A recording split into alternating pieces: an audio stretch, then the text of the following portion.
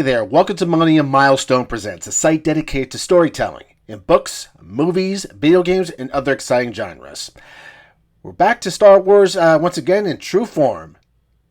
Well, that is until recent events have stopped me from doing a full-on review of the episodes, and instead, I decided that this time I think I need to just simply speak from the mind about what I feel about these first three episodes. Now, I watched the first season of Andor last year, and I will say for the most part, I was entertained by Andor. It was good. It was definitely different. It was serious. It definitely brought me to some sense of Star Wars, at least in the get-go. And in certain episodes, I was definitely brought in to the show more so with Andor's character and with other characters that were introduced in last season. But that being said, we're now in season 2, and recent events have come up that have really changed how I look at Andor, and not just Andor, but Disney Star Wars in general. And it happens to do with the fact that the second and third episodes retain about a theme that questions whether Star Wars needed it in the first place. It has to do with Bix, Colleen, one of the main characters of the show, who on the planet Mina Rao is basically oogled, for lack of a better word to say, by an Imperial trooper, or an Imperial officer, I should say, that basically has seductive feelings for her. The episode gets creepier and creepier as he clearly hints that he'd like to do something with her in private that most would not agree to, even her. And she does her best, the character Bix, to wave him off, but it becomes very apparent by episode 3 that this interaction turns into something very dark and very questionable. To say it in very plain and simple terms, there is a rape scene in the third episode of Andor, where Bix is almost forced upon by this officer, thrown about, beaten up like crazy, and it's very clear what his intentions were to do with her, which was to assault her sexually. I gotta say, when I watched the episode, and I even heard about this through Star Wars Theory and other channels talking about that this was going to be a potential scene, I decided to just keep my open mind. And even up until, I didn't see the episode initially the night it came out, but I saw it hours later. And I still feel, even now, this has been well over a week that I've thought about it, that episode just did not seem to sit well with me. And not because it's not okay to have a thing like that. It just was so jarring, so out of place for the rest of the entire episode. And I'm going to just talk about the episode, or the 3 episodes in its entirety. We have Andor trying to escape a Imperial base with a TIE fighter and gets marooned on a planet where thieves try to steal the TIE fighter from him. We're over in Chandrilla with Mon Mothma dealing with complications from Tai Koma, who apparently is having financial problems and wants to back off on, or at least get some kind of incentive for helping her hide her financials during her financing of the rebellion against the Empire.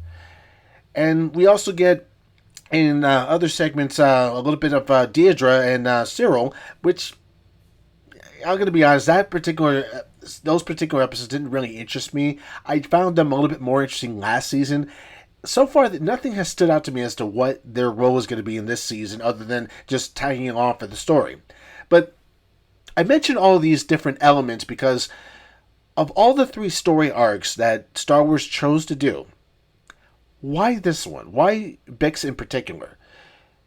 Last season, we saw her get tortured inhumanely for information about the rebellion, and she did her best as she could to not speak up. But of course, torture is torture. It'll do a number on you mentally and emotionally. We even see that in the first episode when she's sleeping and gets these recurring nightmares of that. So already that alone was a good segment, and we were already getting good backstory with her from that point. But then comes this officer who, I get it. The Empire is evil. It's supposed to be tyrannical. It's supposed to be abusive. It's supposed to do evil things. But I ask this, and this is something I argue very, very honestly, and I ask you to think about this. Why, if this was not in the episode, if this was just a scene where the officer found out that Bix was a sympathizer for the rebellion and Bix had to kill him, would it really fundamentally change her character arc? Or even the 3 episodes that we watched? I would argue no. In fact, if I was writing the 3 episodes, and let's say I was forced to have to put this scene in there, even though I will say it's not necessary, but let's say for the sake of argument, we do it. There's at least better arcs in the story where this would have fit. You could have done Te Koma, maybe trying to do that to Mon Mothma. Maybe he's frustrated that he feels undervalued and gets angry and maybe drunk and does this to her. There's also Mon Mothma's daughter, Lita, getting married, and to a person that even Mon Mothma has absolute misgivings about. Imagine if the groom-to-be abused Lita. And imagine the emotional toll it takes on Mon Mothma to not intervene, to not change Lita's circumstances because this would finance the rebellion. I mean, those are 2 examples where you could have taken sexual assault and thrown in Star Wars, and it would have fit the narrative of the story. And that's my argument I want to say. Bix's story did not feel necessary. If anything, I would have used her trauma to overcome odds, especially with Imperials just creeping around alone was more than enough terror right there. But once again, Star Wars, or Disney Star Wars, I should say, felt it was necessary to do this. And it's sad because, for one thing, I cannot, for the life of me, understand how they could make this sound like this is some crowning achievement in cinematography to have a sexual assault scene. I really cannot understand that. This is what director Tony Gilroy is stating in magazines like such as Variety and Deadline, and I gotta say, I do not see this as a crowning achievement in filmmaking. There are greater things that filmmakers can do than simply use a sexual assault scene to help us sympathize with a female character in the cast. That's probably the one thing that bothers me out of anything else with this.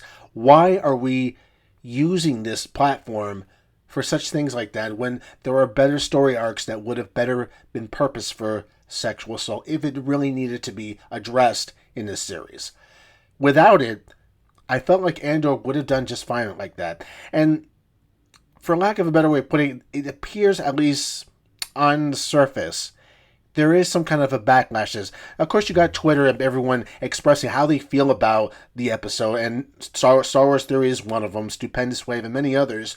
But there's also the viewership for Andor just came out this week. And that alone is definitely telling. If you look on Variety's page where they talk about the viewership for streaming series from Illuminate, which is a website that does basically a checkup on all streaming services, Andor is nowhere to be found in the top 10 list of concurrent minutes watched for the series.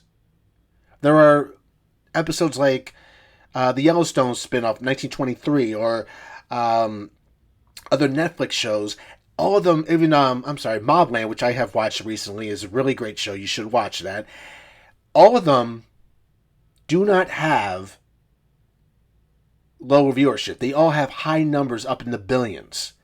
Andor is nowhere to be found in this, and that's kind of a very scary sign that this is not doing well. And what calls into question once again the budget that was spent on this series alone. $646 million was spent on this series for 2 seasons.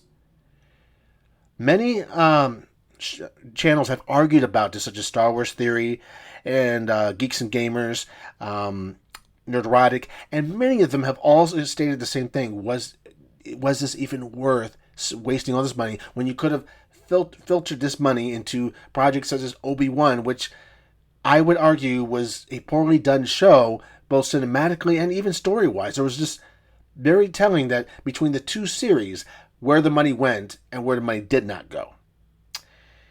Well, it's sad to say that I do not feel that Star Wars is in a good place right now, and it really, for lack of a better way of putting it, does not help us see where we're going from this point onward. We got The Mandalorian coming out next year, and other than that, what else are we looking forward to? This is the only Star Wars film coming out next year. And I gotta say, even I'm not excited for this, and many of the other so-called Kathleen Kennedy projects coming out. So, these are my thoughts I can possibly say. I feel like this might be a bit of a rant, but I did wanted to at least speak in a way that helped you to see where my head is at with Andor in general. Like, share, and subscribe, and please, I would love to hear your comments on what you thought of the first 3 episodes. And the upcoming 3 episodes, I am going to continue to watch, even though some have decided not to. But I gotta say, I would venture to say that this is not going to be a great season so far. But again, if I have anything further to say, I will do a video, but it's not going to be a full-on review. Just mostly my feelings as we venture through it. If something significant sticks out, I'm going to speak up about it. So that's it for me right here. Like, share, and subscribe, and you best better believe I'll be back.